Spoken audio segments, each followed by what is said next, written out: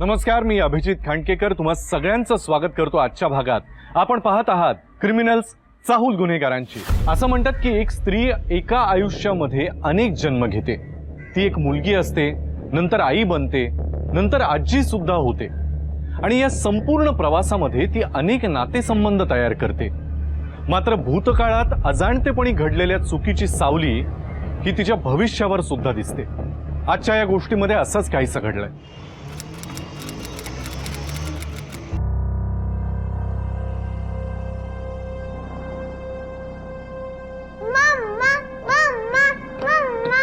हो हो आले लवकर आले ग बाळा। हे बघ, आज टिफिन सगळा संपवायचा हा। रेडी? हो मम्मा आज स्कूलवरून आल्यावर नूडल्स पक्का ना? हो रे माझ्या बाळा, पक्का।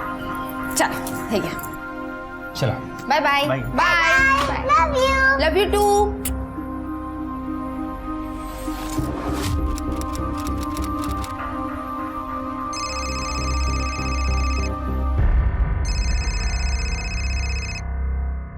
हॅलो,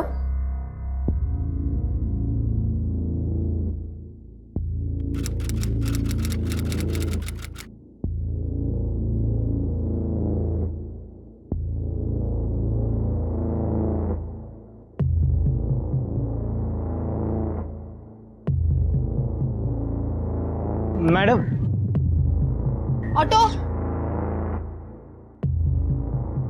शीतल वहिनी, वहिनी काय झालं? टेन्शन मध्ये दिसताय, काही प्रॉब्लेम आहे का? नाही, तसं काही नाहीये।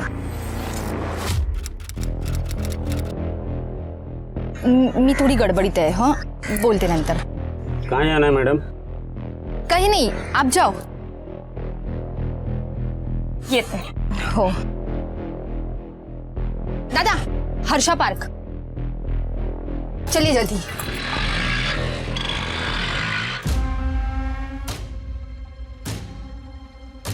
तू का माझ्या सुखी संसाराला नजर लावतोयस? हे बघ, तू मला असा फोन करून इकडे बोलावून ना बंद कर, नाहीतर काय करशील? नाहीतर मी तुझी पोलीस कंप्लेंट करेन ना।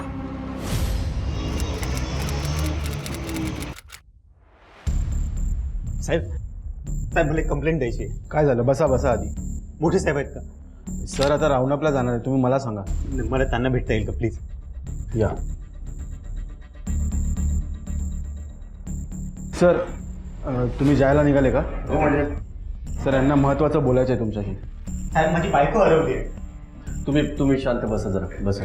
तुम्ही रजिस्टर करा। ओके सर, बोला। साहेब, माझं नाव समीर देसाई। माझी बायको हरवली आहे साहेब।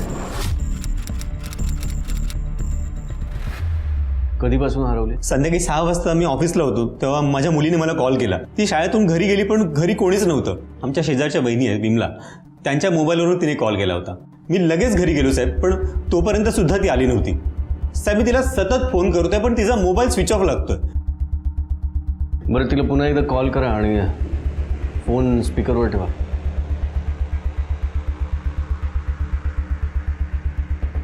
नंबरशी संपर्क करू इच्छिता तो सध्या स्विच ऑफ आहे। बरं, तुम्ही तिच्या नातेवाईकांना किंवा तिच्या मैत्रिणीकडे कॉल केला होता का?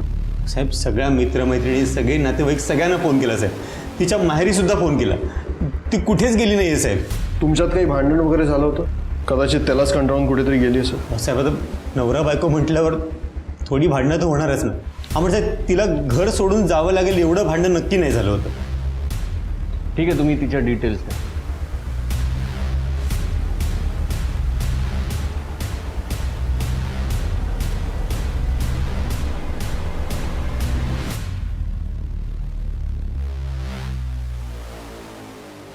मिस्टर समीर, हां साहेब। बरेचदा असं होतं की जो मिसिंग कंप्लेंट द्यायला येतो त्यानेच काहीतरी केलं असतं। अहो साहेब, तसं काही नाही आहे। ठीक आहे, तुम्ही या।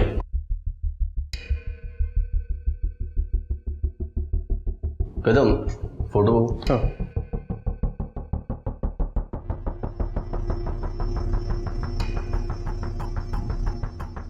ही याची बायको न सांगता घरून निघून गेली। तिचा मोबाईल सुद्धा स्विच ऑफ आहे। मला ना कदम दोन गोष्टींची शक्यता वाटते. एक तर ही संसाराला कंटाळून निघून गेली असेल तर तिने आत्महत्या करण्याची शक्यता आहे. आणि दुसरी गोष्ट म्हणजे जर का लग्नानंतर तिचं एक्स्ट्रा मॅरिटल अफेअर असेल तर मग ती प्रियकरासोबत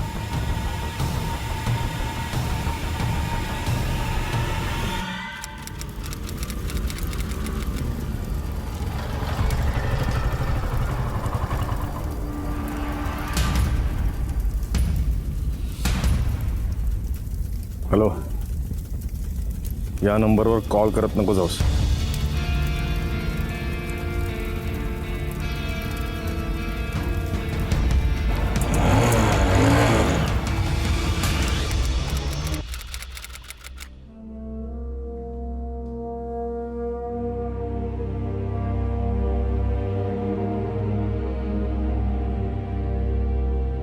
काय झालं बाळा? मला मम्मीची खूप आठवण येते.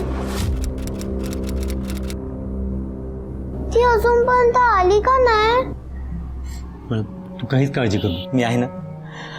आपण मम्मीला नक्की परत आणू. मम्मी आली असेल. मम्मा, आजी.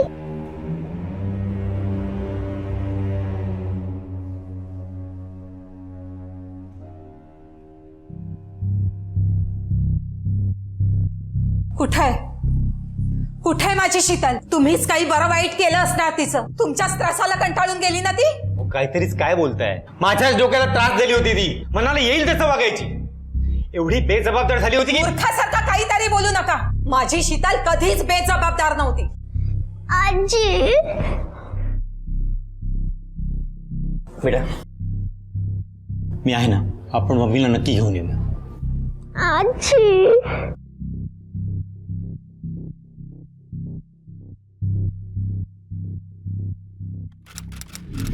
सर, शीतलचा मोबाईल अजूनही स्विच ऑफ येतोय.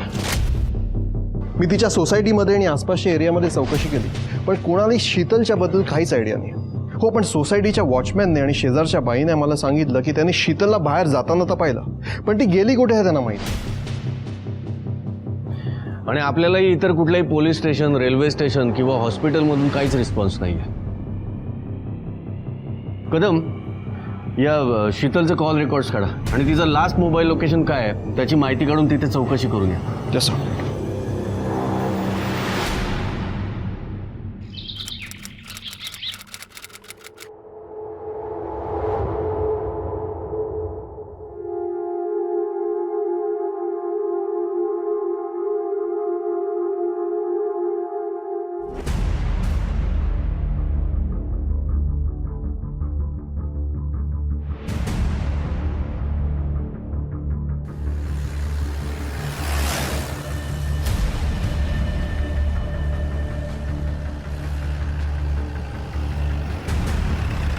शीतल, शीतल, शीतल, शीतल, काय झालं?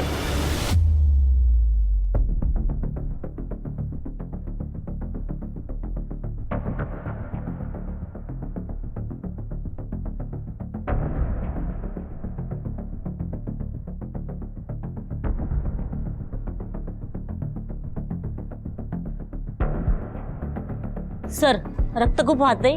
डोक्याच्या मागे भारी हत्याराने मारण्यात आले. बॉडीवर अजून काही निशाण सापडतं का बघा.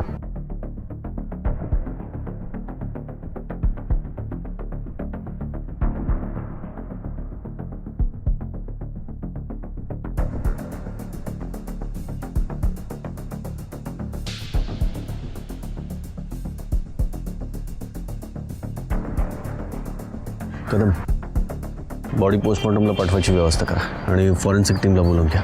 Yes sir.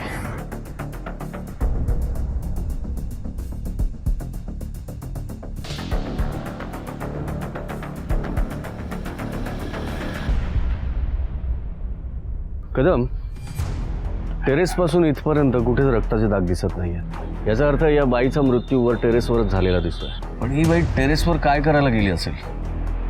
ती स्वतःहून गेली की तिला कोणी घेऊन गेलंय याचा आधी आपल्याला शोध लावावा लागेल. कदम, या टेरेसची चावी कोणाकडे असते जरा चेक करा. हो सर.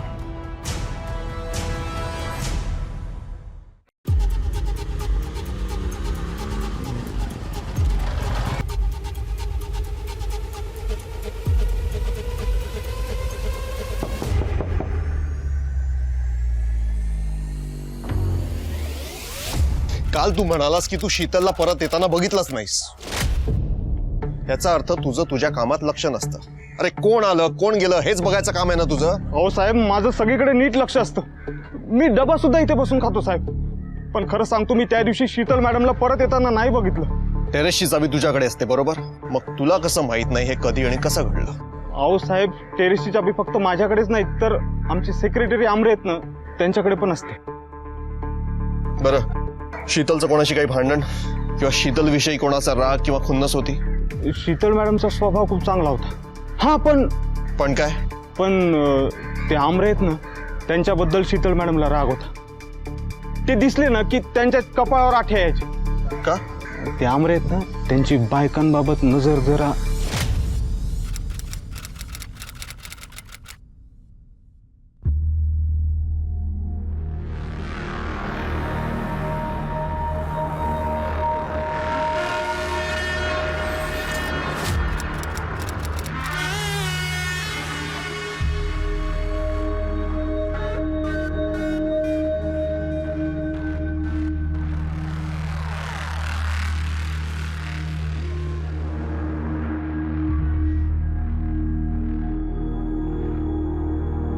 आमरे,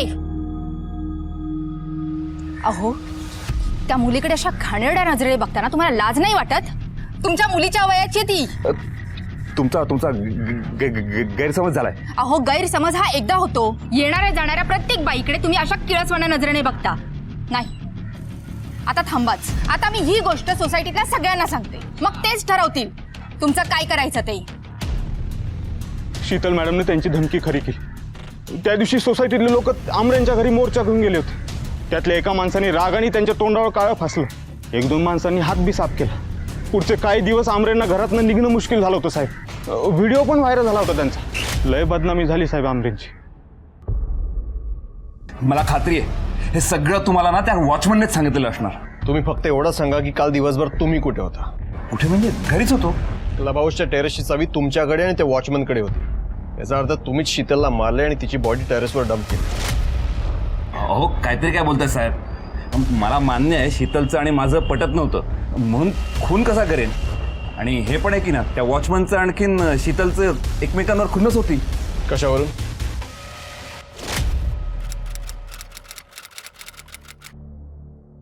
रघु, तुझं आज पण लक्ष मोबाईल मध्ये होतं ना? किती वेळा तुला सांगितलं ड्युटीवर असताना सारखा सारखा मोबाईल बघत जाऊ नकोस. सोसायटीत कोण येतं कोण जातं यावर लक्ष कोण देणार? ते महत्वाचा मेसेज आला होता, तोच वाचत होतो. खोटं बोलू नकोस. तू मेसेज बघत नव्हतास, तू फिल्म बघत होतास ना? अहो नाही मॅडम, खरं सांगतो तसं नाही.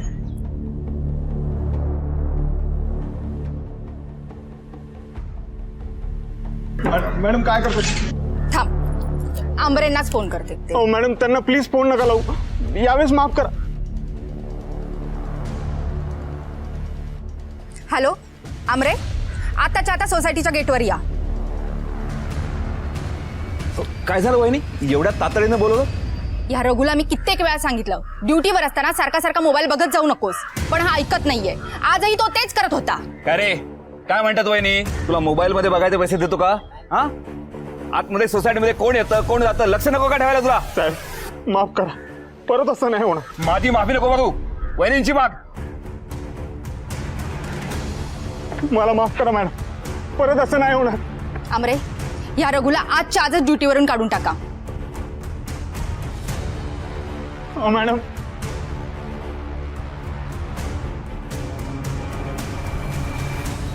जोपर्यंत ही केस सॉल्व्ह होत नाही ना, शहर सोडून जायचं नाही.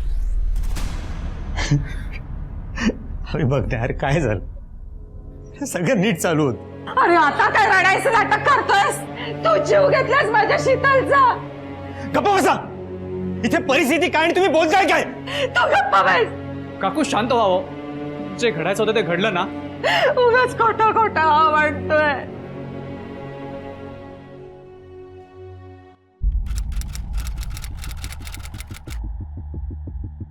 कदम, त्या सोसायटीच्या सीसीटीव्ही फुटेजचं काय झालं? त्या क्लब हाऊसचं फुटेज सुद्धा त्यातच असेल.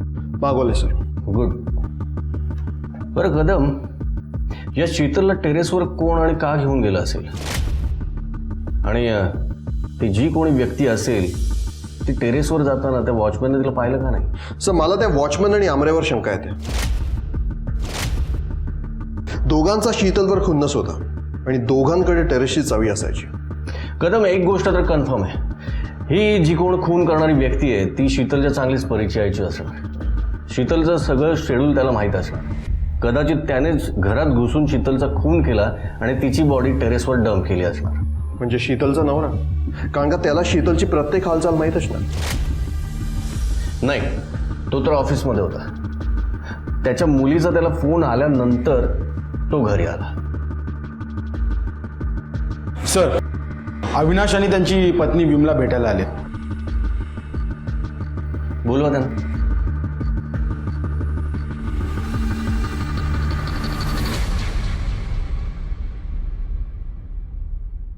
साहेब, आम्हाला काहीतरी सांगायचं आहे. सांगा ना.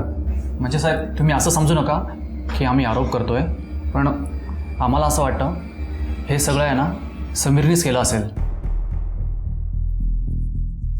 हे कशावरून तुम्ही सांगताय? साहेब, शीतल स्वभावाने खूप चांगली होती. कायम हसतमुख प्रसन्न असायची. नेहमी सगळ्यांच्या मदतीला धावून यायची. पण गेले काही दिवस तिच्या चेहऱ्यावरचं हसू नाहीसं झालं होतं. म्हणजे काय झालं होतं? समीर आणि तिच्यामध्ये नेहमी वाद व्हायचे. समीरचा चढलेला आवाज आम्हाला नेहमी ऐकू यायचा, पण दुसऱ्यांच्या घरामध्ये आपण कशाला लक्ष घालायचं म्हणून आम्ही दुर्लक्ष करायचो. पण एकदा सांग, का करतेस? का करतेस मला? तू निघून जाण्याच्या माझ्या आयुष्यात. समीर शांत हो. अरे वेडा झालास का तू? का मारतोय तिला? काय प्रॉब्लेम असेल तर आपण सॉल्व्ह करू ना यार. ए, मध्ये नाही पडायचा. आणि तुला एवढं वाटतंय ना तर तुझ्या घरी घेऊन जाईल. हा समीर एवढा भडकला का होता? तेच तर समजलं नाही साहेब. मग तुम्ही त्याला विचारलं नाही की? मी खूपदा विचारलं शीतलला. ती डिस्टर्ब व्हायची, पण खरं काय ते कधीच काही सांगितलं नाही तिने. बरं, हा समीर काल सुद्धा तेवढाच भडकला होता? असं काही ऐकण्यात वगैरे आलं का तुमच्या? नाही साहेब, म्हणजे समीरचा आवाज आला आरडाओरडा करताना, पण शीतलचा नाही आला.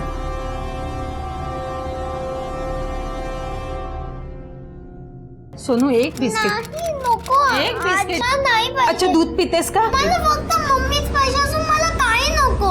असं नसतं करायचं. तू माझं गुणी बाळ आहेस ना. मी पापाकडे जाऊन तिला घेऊन येऊ का? बाळा, असं नाही बोलायचं. तू खा. नाही, मला नाही पाहिजे. नाही सोनू, पाहिजे सोनू. मला.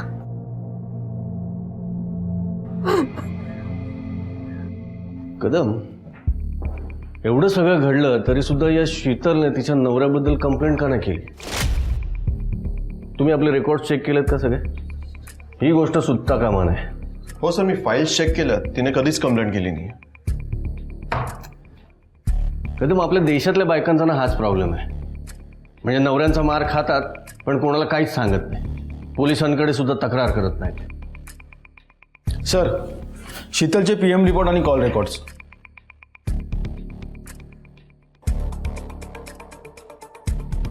सर, शीतलचा मृत्यू दुपारी 3:30 ते 4:30 मध्ये झालाय. डोक्यावर एका जड वस्तूने वार केलाय आणि नखात 2 छोटे केस सापडलेत. याचा अर्थ शीतलने प्रतिकार करण्याचा प्रयत्न केलाय. सर, आणि शीतलच्या कॉल रेकॉर्ड्समध्ये विजय चास्कर नावाच्या एका माणसाचे तिला खूप कॉल्स आले होते, मृत्यूच्या दिवशी सुद्धा. माहिती काढा त्याची. तोपर्यंत समीरला भेटून यावं लागेल. Yes sir.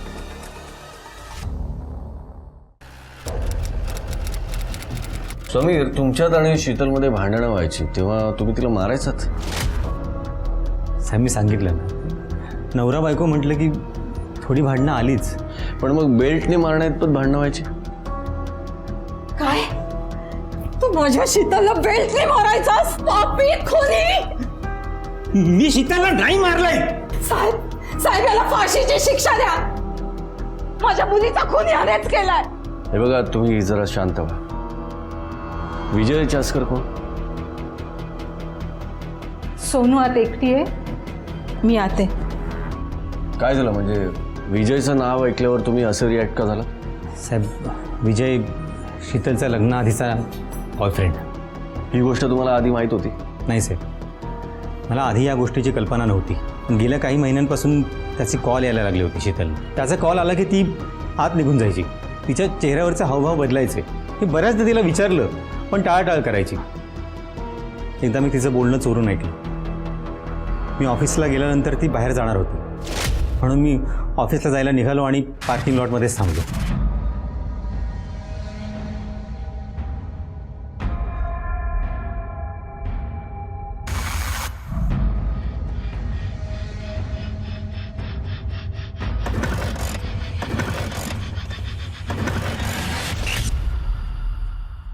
का भेटत असेल शीतल विजयला आणि त्यानेच तिचा खून केला असेल का? आणि जर केला असेल तर या खुनाचं नेमकं कारण काय? की हे सगळं प्रकरण समजल्यामुळे संतापून जाऊन समीरनेच हा खून केला असेल. आता विजयपर्यंत पोहोचणं हे पोलिसांसाठी अत्यंत गरजेचं बनलं होतं. त्या व्हिडिओच्या आधारे विजयचा फोटो काढण्यात आला पण त्याचा पत्ता नसल्याने त्याच्यापर्यंत पोहोचायचं कसं हा पोलिसांसमोर मोठा प्रश्नच होता. पोलिसांनी पुन्हा एकदा शीतलचे कॉल रेकॉर्ड्स ॲनलाइज केले. त्यांना समीर आणि विजय या दोघांचेही कॉल डिटेल्स हवे होते आणि त्यांना तेवढीच घाई होती सीसीटीव्ही फुटेजची, जे काही तांत्रिक कारणामुळे त्यांच्यापर्यंत अद्याप पोहोचू शकलं नव्हतं.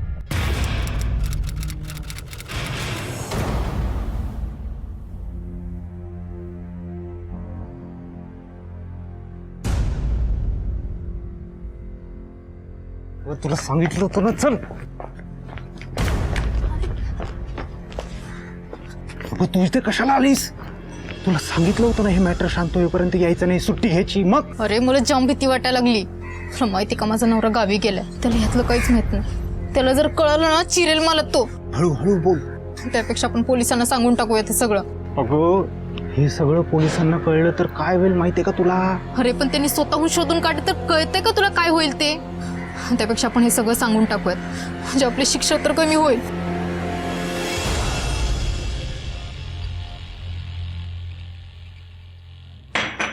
चल का सोनू, कुठे चाललात?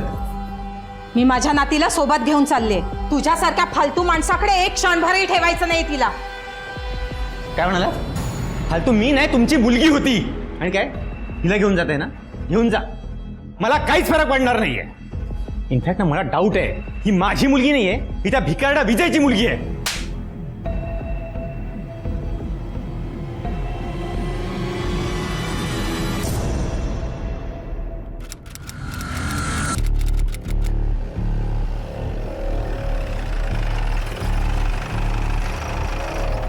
सर, विजय फरार होता.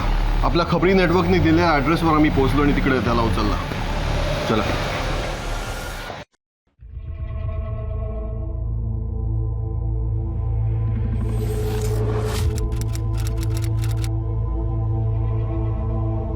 शीतलचा खून का केलास? सर मी खरंच सांगतो सर, मी शीतलचा खून नाही केला सर. शपथ खरं सांगतो सर, मी नाही खून केला तिचा. सर मी खरं सांगतो सर, मी काय नाही केलं. तू शीतलला का भेटवतास आणि भेटून नेमकं काय केलंस बोल? तिने तुझ्याशी लग्न केलं नाही म्हणून तू असा बदला घेतलास?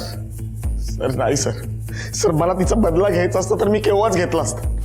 शीतलचं आणि माझं एकमेकांवर प्रेम होतं सर. आम्ही लग्न करणार होतो पण तिच्या घरच्यांना मान्य नव्हतं. का मान्य नव्हतं? सर मला स्पोर्ट्समन व्हायचं होतं. स्पोर्ट्सच्या कोट्यातून सरकारी नोकरी मिळवायची होती सर मला. पण त्याला खूप वेळ लागत होता आणि तिच्या आईला ते मान्य नव्हतं. मी त्याच कामाच्या निमित्ताने 6 महिने बाहेर गेलो होतो. परत आलो तेव्हा शीतलचं लग्न झालं होतं सर. मला खूप राग आला, मला स्वतः मला फ्रस्ट्रेशन आलं होतं. काय करावं काहीच कळत नव्हतं सर. स्पोर्ट्सचं सगळं सोडून दिलं, कामधंदा सोडून दिला. हळूहळू वाटेल ते काम करायला लागलो आणि 6 महिन्यानंतर काय हो दादा, फ्रेशच नाहीये टोमॅटो. तू वा, चांगला मासा गळायला लागलेला दिसतोय. विजय, आता आपल्यात तसं काहीच राहिलेलं नाहीये. शीतू, तू विसरलीस आपलं एकमेकांवर खूप प्रेम होतं. आपण एकमेकांशी लग्न करणार होतो ना. जय, माझा नवरा आहे तिथे. तू प्लीज माझ्या वाटेला जाऊ नकोस. ठीक आहे, मी नाही तुझ्या वाटेला जाणार. आपल्यात जे काय होतं ती आठवण ठेवून मी नाही तुला त्रास देणार. पण कमीत कमी सणवारी तुझ्या बर्थडेला मी तुला विश करू शकतो ना? ठीक आहे. मला तुझा नंबर दे ना प्लीज. त्यानंतर सर मी तिची खबर काढली. मला कळलं तिचा नवरा खूप चांगल्या नोकरीवर आहे, खूप पैसा मिळतो त्यांना. मग माझ्या डोक्यात एक आयडिया आली सर. मी ठरवलं की तिच्याकडनं पैसे काढायचे. माझ्याकडे तिचे काही जुने लव्ह लेटर्स होते, जुने मेसेजेस, आमचे काही फोटोज. मी तिला म्हटलं की मी तुझ्या नवऱ्याला हे सगळं दाखवेल, आणि असं म्हणून मी तिला धमकी द्यायला लागलो. ती घाबरली सर.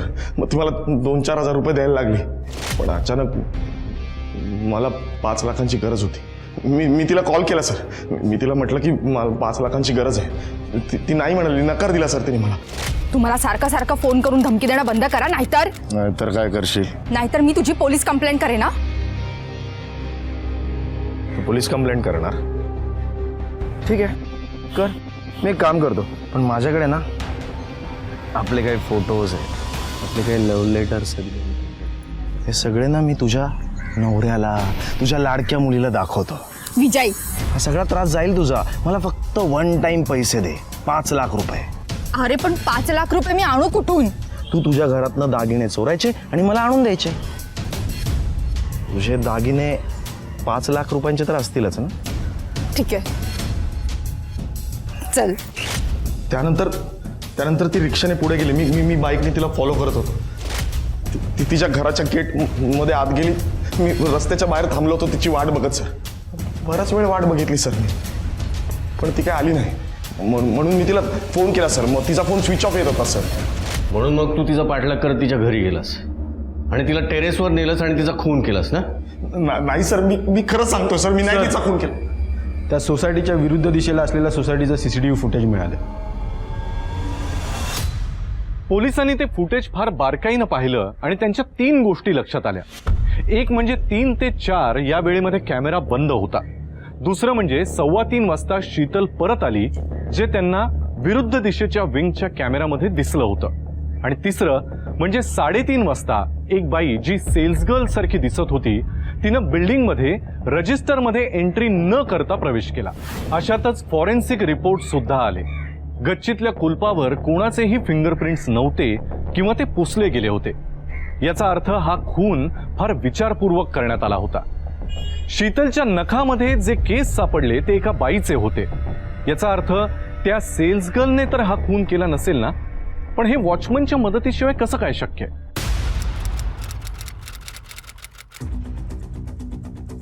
कदम, त्या वॉचमॅनच्या म्हणण्याप्रमाणे शीतल परत आलीच नाही. आणि सर, शीतल येण्याच्या आधी CCTV पण बंद होता. सर, हा योगायोग असू शकत नाही. बहुतेक प्लॅनच आहे सर. असूच शकतं. आणि बरोबर त्याच वेळेत त्या मारेकरांनी एंट्री घेतली असेल, किंवा मारेकरी वॉचमॅनच असेल. कदम, मला ना आणखी एका गोष्टीची शक्यता वाटते. म्हणजे हा सेक्रेटरी आमरे आणि वॉचमॅन रघु यांच्या दोघांव्यतिरिक्त अजून कोणाकडे तरी चावी असण्याची शक्यता आहे. हो सर. म्हणजे कोणीतरी डुप्लिकेट बनवूच शकतं ना. एक काम करा, त्या वॉचमॅनला घेऊन या. तसं त्या दिवशी 3 ते 3:15 मध्ये कुठे होतास तू? त्यावेळी मी ऑफिसला होतो. तुझे कॉल रेकॉर्ड्स काढले त्याने आणि त्यानुसार तू तुझ्या एरियातच होतास. तूच खून केलास ना तुझ्या बायकोचा? बोल. केसची गुंतागुंत आता वाढतच चालली होती. विजय आणि समीर या दोघांचेही लोकेशन खून झाला त्याच परिसरातलं असल्यामुळे दोघांवरही दाट संशय होता. पण विजयने हे मान्यच केलं होतं की तो तिथेच होता. समीरने मात्र ही गोष्ट पोलिसांपासून लपून ठेवली होती. जेवढा वेळ कॅमेरा बंद होता तेवढ्याच वेळात या दोघांपैकी कुणीतरी शीतलला भेटलं असेल तर. आणि त्या सेल्स गर्लचं काय? पोलीस अजूनही तिच्या शोधात होते. पोलिसांना समीर आणि वॉचमनचं तोंड उघडणं गरजेचं आहे असं वाटत होतं. आणि अशातच सांगतो, मी आणि पुष्पा म्हणजे आमच्या सोसायटीमध्ये काम करणारी कामवाली आहे साहेब. पुष्पा नाही का, तिच्या नवऱ्यापासून खुश नव्हती साहेब.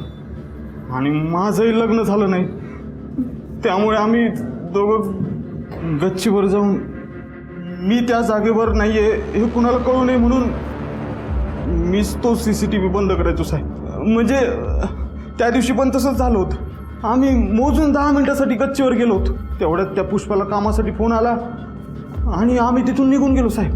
मग शीतलला परत येताना तू बघितलंच नाहीस हे खोटं का बोललास?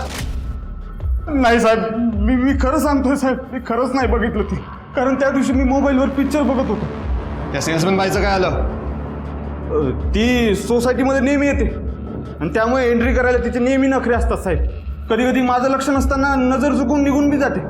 एकदा तर शीतल मॅडमने तिला, हो मॅडम थांबा 2 मिनिटं. हे बघा, हे तुमचं नेहमीचं झालंय.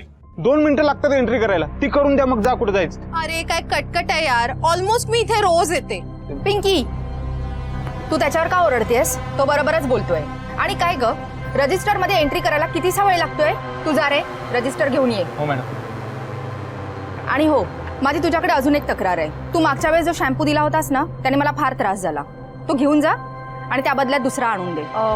तसं आम्ही एकदा वापरलेलं प्रोडक्ट पुन्हा घेत नाही. अच्छा, जर असं असेल ना तर मला तुझी कन्झ्युमर कोर्टमध्ये तक्रार करावी लागेल. कधी झालंय?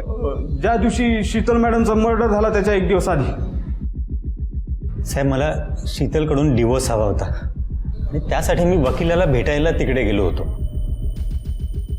यात वकिलाचा नंबर कुठला आहे? लवकर बोल. पिंकीला ओळखता? हो, पण ती 4 दिवसापूर्वी जॉब सोडून गेली ma'am. Okay, thank you.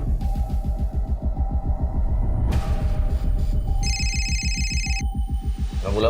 Sir, Pinky 4 दिवसापूर्वी जॉब सोडून निघून गेली. एक काम करा,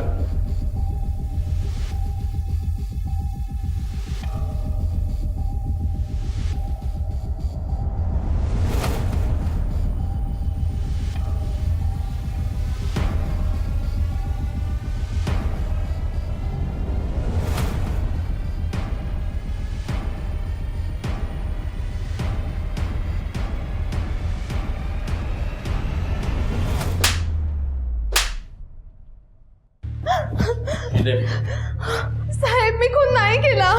त्या दिवशी मी त्यांची नुकसान भरपाई करण्यासाठी गेले होते, त्यांचे प्रॉडक्ट्स घेऊन त्यांना नवीन प्रॉडक्ट्स देण्यासाठी.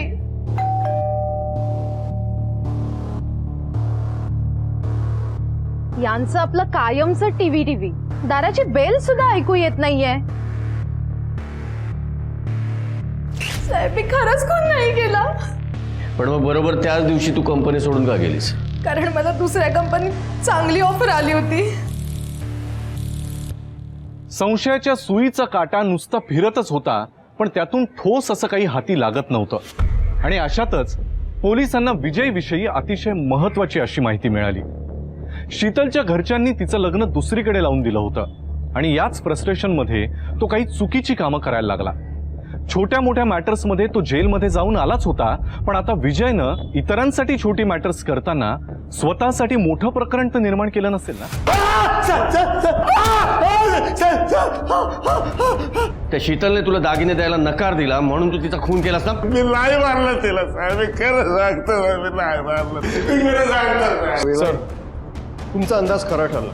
क्लब हाऊसच्या टेरेसची डुप्लिकेट चावी बनवण्यात आली होती. खूप चौकशी केल्यानंतर एका चावीवाल्याने आम्हाला सांगितलं की 3 महिन्यांपूर्वी एक माणूस त्याच्याकडे ती चावी घेऊन आला होता.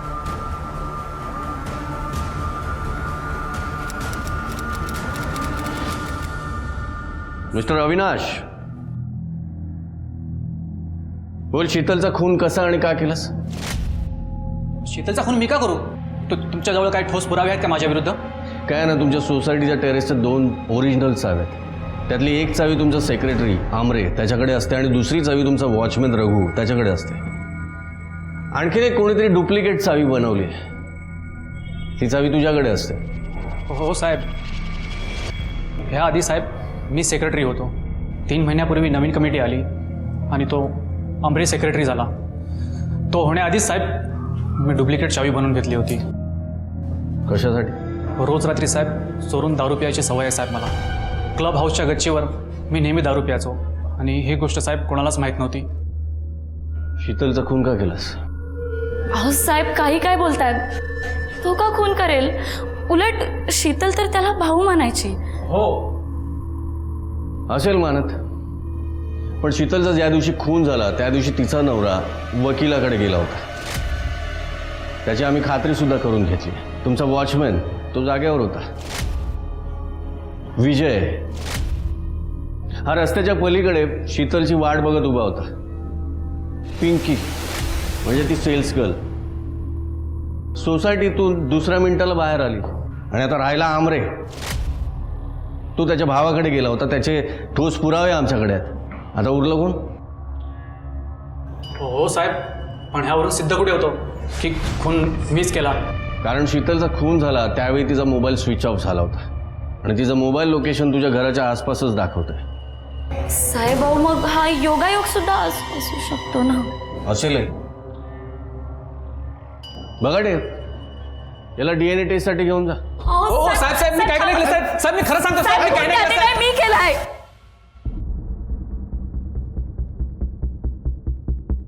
म्हणजे कदम, आपल्याला शीतलच्या नखामध्ये जे केस सापडले ते इथेच होते. शीतलला आधार देता देता अशा नवऱ्याच्या मनात तिच्याविषयी नको नको ते विचार येऊ लागले होते. तिच्याशी काही ना काहीतरी निमित्त काढून तो जवळीक साधायला जायचा. एकदा तर तो नशेत बोलून पण गेला की की माझ्या नशिबात तू काय आहेस, शीतल का नाही. मग माझा राग वाढायला लागला आणि मग त्या दिवशी अवी, काय झालं? अवी, काय हवंय? मला अवीकडे काम होतं. एक काय काम होतं? हा, हे झालं की अवी, ते झालं की अवी, हे अवीला विचारायचंय, ते अवीला विचारायचंय. एवढंच हवं तर मग येऊन राहा इथे, नाहीतर त्यालाच घेऊन जा ना घरी आपल्या. शी, तुझ्याशी बोलण्यातच काही अर्थ नाहीये. अवी, अवी, ती पडली आणि मला काही सुचेनासं झालं सर. मग मी तशीच बेडरूममध्ये गेले, अविनाशला बोलवून बाहेर आणलं आणि मग क्लब हाऊसच्या मागच्या बाजूला सर एक रस्ता आहे, तिथे दुपारी कोणी नसतं आणि तिथे CCTV सुद्धा नाही.